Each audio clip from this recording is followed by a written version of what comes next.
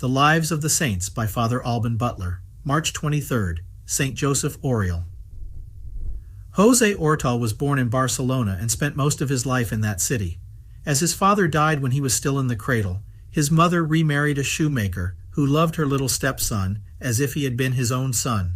Soon, Joseph became a choir boy in the church of Santa Maria del Mar, and the clergyman, noticing that he spent hours in prayer before the Blessed Sacrament, taught him to read and write, sensing in him a vocation for the priesthood.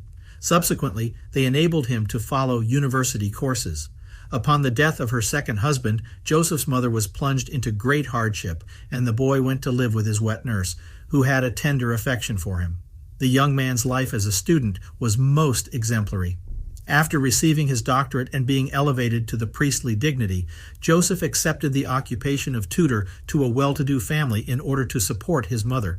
Here, too, he conquered all hearts and was considered a saint, but he had no illusions about himself, for God had made known to him how far he was from perfection.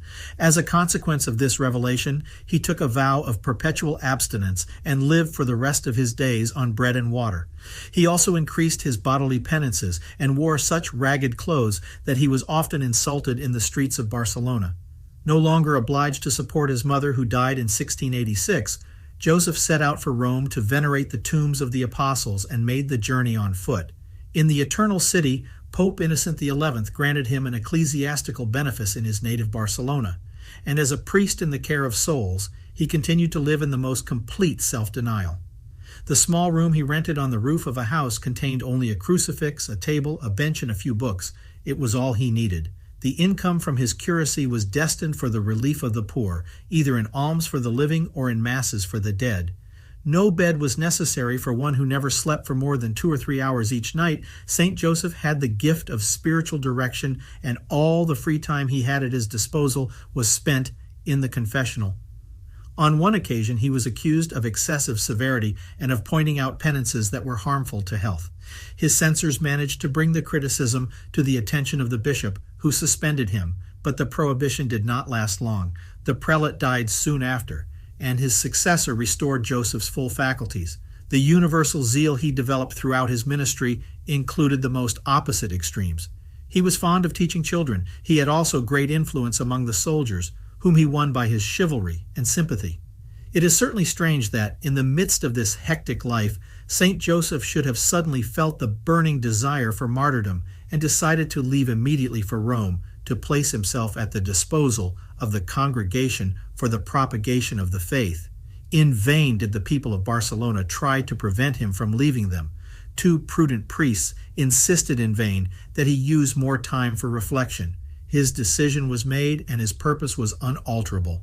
He left for Italy, but in Marseille he fell ill, and the Blessed Virgin in a vision told him that his intention had been accepted, but that God's will was that he should return to Barcelona and spend the rest of his life in the care of the sick.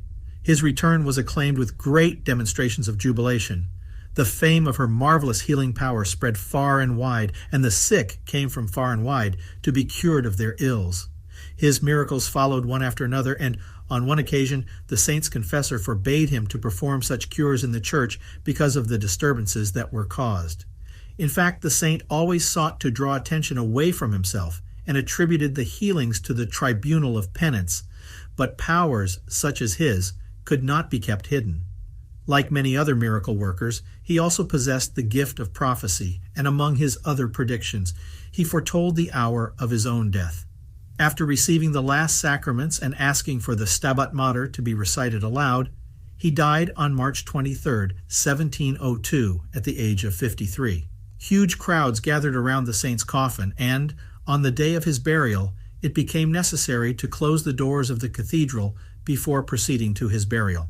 His few belongings were eagerly sought after as relics, and the tribute of popular veneration only increased over the years. St. Joseph Oriol was canonized in 1909.